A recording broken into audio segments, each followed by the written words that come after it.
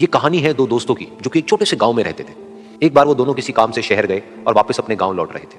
उनके गांव तक पहुंचने के लिए उनको एक घने जंगल से होकर के गुजरना था और जब वो उस जंगल से गुजर रहे थे तो एक दोस्त को प्यास लगी और वो पानी ढूंढने के लिए रास्ता भटक गए। थोड़ी ही देर बाद शाम हो गई और रात होने ही वाली थी। तो उन दोनों की नजर एक गुफा पे पड़ी जो कि पेड़ों से घिरी हुई थी चारों तरफ से। तो उन्होंने सोचा कि यही जगह ठीक है रात बिताने के लिए। तो दोनों ने कुछ लकड़ियां इकट्ठी करी, उस गुफा के अंदर गए और आग जला करके वहां पे बैठ गए। रात का वक्त था, गुफा के अंदर आग जल रही थी, बाहर बिल्कुल अंधेरा था और कुछ जानवरों की आवाजें आ रही थी। तो उन दोनों में से जो एक दोस्त था वो अंदर ही अंदर डरने लगा, क्योंकि उसने भूत प्रेतों की बहुत कहानियां सुनी थी कि रात के वक्त जंगल में कुछ भयानक आत्माएं भटकती है और अगर उनको कोई ऐसा भटका हुआ आदमी मिल जाए तो उसको नहीं छोड़ती। तो जब उसने भूत प्रेतों की बात अपने दोस्त से करी तो उसके दोस्त ने हंसते हुए उससे पूछा, क्या कभी तूने किसी भूत को देखा है? तो उसने कहा, नहीं मैंने तो नहीं देखा, लेकिन मेरे कुछ जान पहचान के लोग हैं जिन्होंने देखा है। तो उसके दोस्त ने उसको समझाने की बहुत कोशिश करी कि यार ऐसी सुनी सुनाई बातों पर विश्वास नहीं करते हैं, अब तू सो जा और मुझे भी सोने दे, मुझे नींद आ रही है।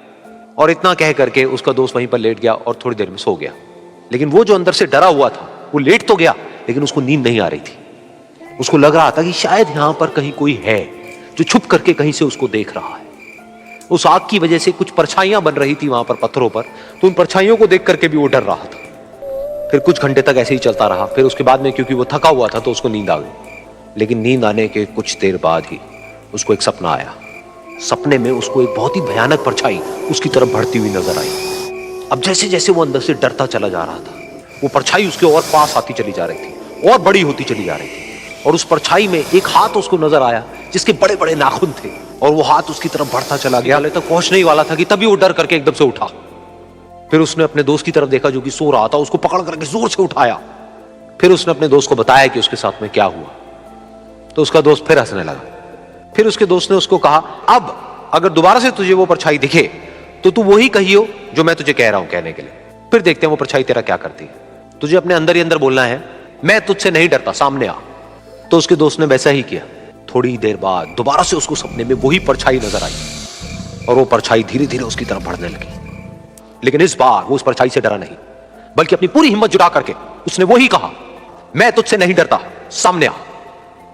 मैं तुझसे नहीं डरता, सामने आ। मैं तुझसे नहीं डरता, सामने आ। जैसे जैसे वो ये बोलने लगा वो परछाई छोटी होने लगी और उससे दूर होने लगी। वो बोलता रहा, वो परछाई छोटी होती रही और धीरे धीरे वो परछाई दिखनी बंद हो गई।